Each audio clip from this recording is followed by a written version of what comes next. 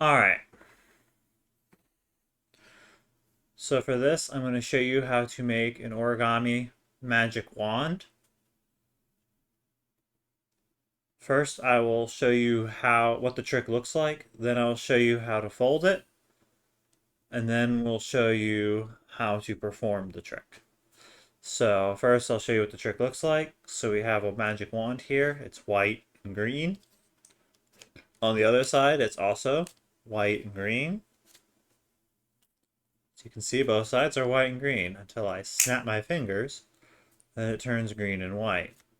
Green and white, green and white, green and white until I snap my fingers, and then it's white and green, white and green, white and green. So to make this, you're going to want just some 6-inch kami, or 15 centimeter for those outside the states, with a color, different color on each side. So to start with, it doesn't matter what side's up and what side's down.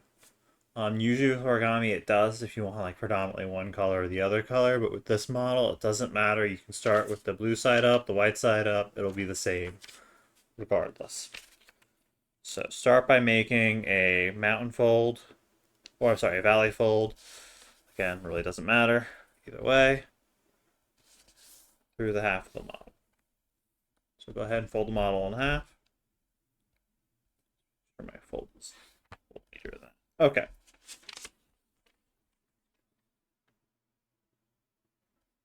And we're going to repeat that the other way. Now we have force. The next step here is to fold an ace one way, only one way. Doesn't matter again which way. Since we're folding a square, just rotate 90 degrees on the other side. Yes. So now when you're folding ace, you don't want to fold through all the layers. So you don't want to do something like this, because the thickness of the paper will throw off all of your creases by a little bit. It's not a good habit to fold like that. So what we're going to do is we started with our force, and we're just going to keep folding in between the creases. So here I'm actually going to take the edge of the paper to that fourth, farther out, and that creates ace. The nice thing about this is that we're only folding through one layer of paper at a time, so the thickness of the paper is not going to play a big role and how far off our creases become. So now, to finish the ace, we're just going to fold the edge to that quarter line, or quarter crease, rather.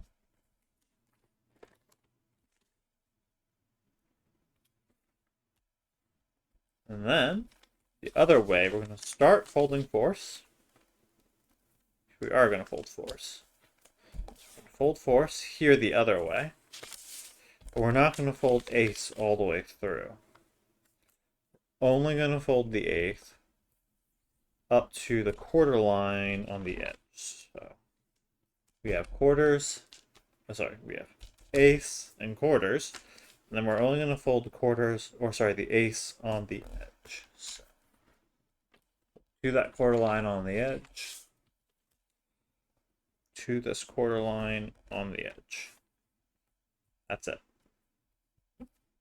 Now, again, it doesn't matter if you fold this in half like this, or in half like this. Just pick one for right now, because the model is the way it is. I don't want to spoil too much. It won't matter if this is a mountain or a valley. It'll look the same either way. Just pick one. I'm going to go with the white here because it's going to be easier to see the creases. So now what we're going to do is along where we have our mountain crease, we're going to fold this corner up to that mountain crease in the center of the model, but we're only going to fold this little square toward the crease, toward that center crease. Just that little square, and then unfold. We're going to repeat that over here.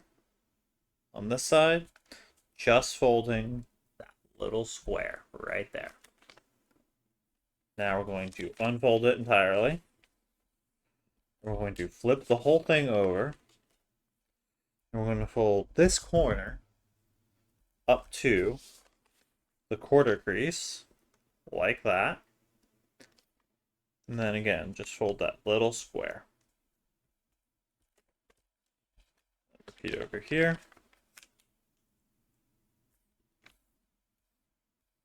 That little square. What we have here now is we have, flip it back over, we have our mountain here. Got our ace going down the mountains. And we have this little kind of zigzaggy crease structure. So what we're going to do with this, we're going to start folding like that. And then we're going to flatten it out along the other crease. We get this. So again, you want to see that. Just folding that down, making those little edges. So now we're going to flip the whole thing over. Fold this up, like such. So we have this little flap that can fold up and down. We want to fold it up. And then we're going to fold these edges down, like such. And now here, we're going to fold up as far as we can go, like such. And then we're going to fold back down along this eighth, like such. If we look in here, we have a little pocket. We have two little pockets, actually, on the edge here. I can open it up. You see? So these two little pockets on the edge, right there and right there. And what we want to do is, you'll see we have kind of this right triangle shape. And this right triangle shape. And then we have, in our pleat, we have this full square and this full square. What we're going to do is we're going to open up this pocket, folding that full square in half toward the outside. We're going to do the same thing on the other side. Just fold that little square in half. It's kind of a little compound swivel fold. Get it in the camera. So now once you have those two little squares, as you can see, fold it up in half. It kind of stands up at this like right angle. It's kind of right bevelly angle thing. What we want to do is, where we have these little right triangles, we want to smush them out and in half. So that one gets smushed out in half like that. This one gets smushed out in half like such. And then we're going to fold this remaining bit up. If you look here, we now have a pocket here that we made by doing that swivel. And we're just going to fold where we don't see a color change. We're going to fold that edge up into that pocket, like such. And then fold down.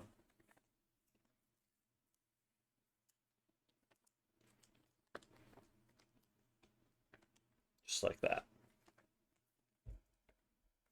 So this is what we had. Now I'm going to flip it over. Make sure I open up this if it's not already. And now you see we have this color change here. And this color change is now completed. So what we're going to do is we're going to take the remaining edge here, fold it in half toward the center of the model along that eighth. Let's a little more. So just increase, so this next fold will be a little easier. Now, if you look in here, we have a pretty small little pocket here now with the remaining paper that can just get shoved in. So we're going to shove in that remaining paper into that pocket. So this edge here just folds again over and in to that pocket. I recommend starting with the corners and being careful not to tear along here, along the edges where it tucks in. Pretty easy to tear, so just kind of be careful.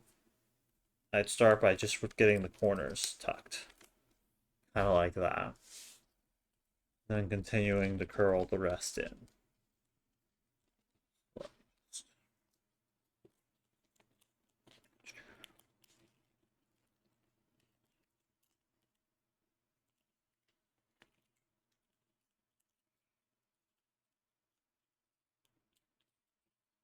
Kind of get it going. It's not too bad. There we go. Tucking that in to that pocket.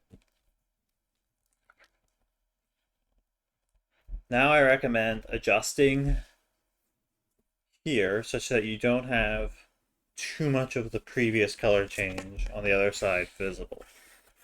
So right here is good. You don't want is this like shifted a lot over like that where you can see a lot of the other side poking through. It'll harm the illusion. So now what we have is almost finished wand here. So we have a nice color change that's reversed on both sides. And this is why it didn't really matter what side of the color was starting up and which was starting down.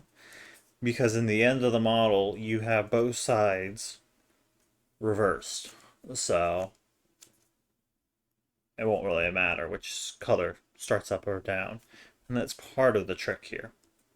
So now where we have blue on blue, we're going to do a little tuck.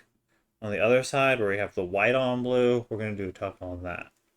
So what we're going to look for here is there's this little pocket right there.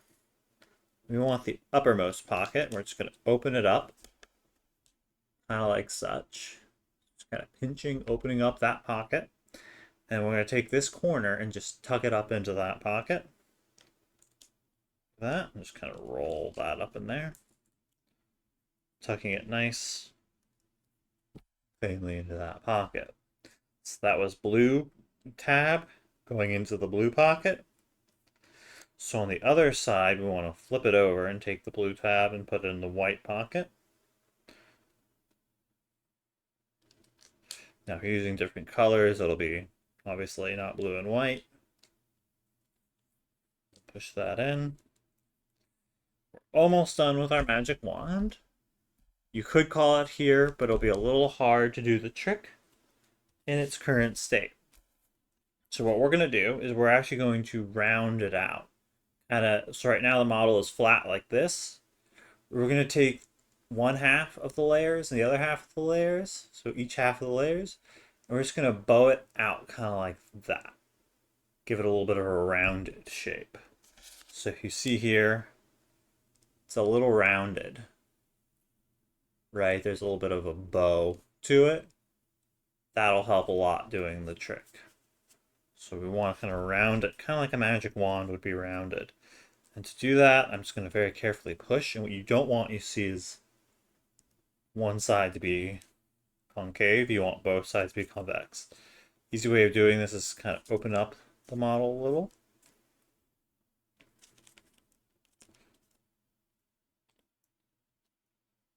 And then push. There we go. Now it's going. So I'm going to bring that all the way up to the edges. Just kind of bowing that just a little.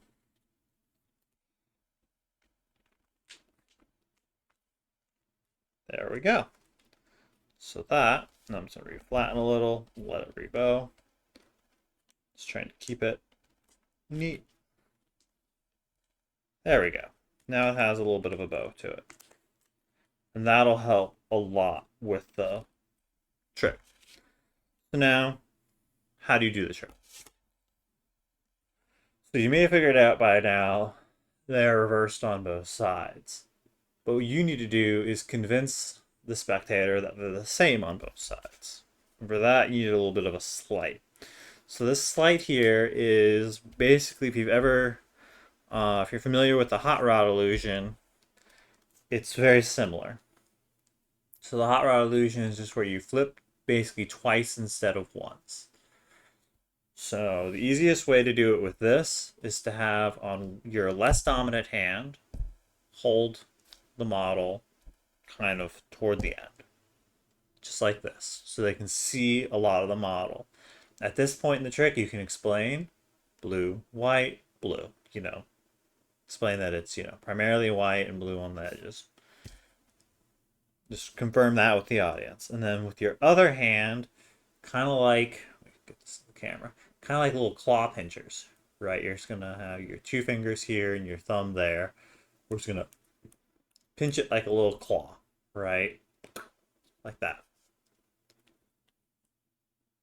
Just going to hold it kind of like this, like a claw. Okay. So I'm trying to get a good angle here with the camera. Okay, so we're pinching it like a claw. So it's going to look down like that, but I'm just going to show this angle.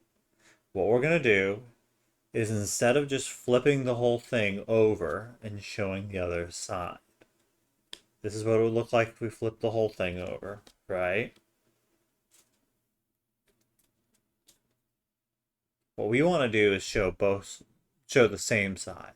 So to do that, I'm going to do an extra roll. So I'm going to roll, get the camera. I'm going to roll kind of up with my thumb like that to give it an extra flip along the short axis. So again, flip up with your thumb.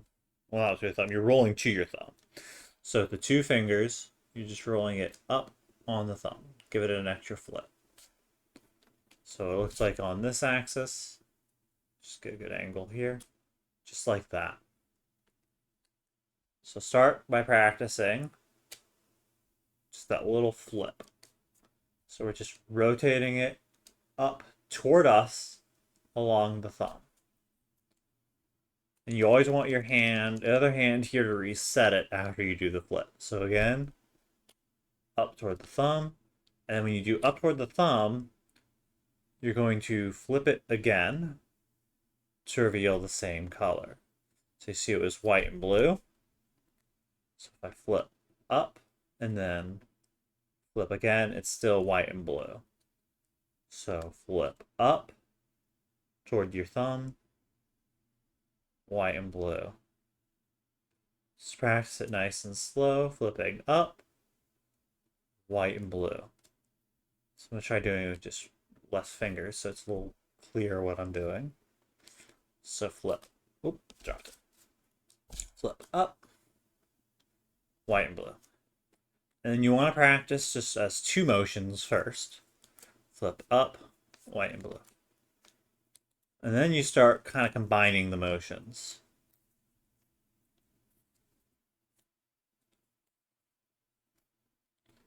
So start doing it nice and slow, combining the motions. Combining the motions. Then practice doing it a little faster. And a little faster. And eventually, you get this nice little illusion that you're flipping it and it's staying the same on both sides. Just using this hand to reset your other hand. And then you do an actual regular flip when you want to change it.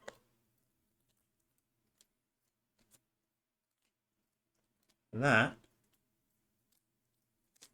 is the Origami Magic Wand.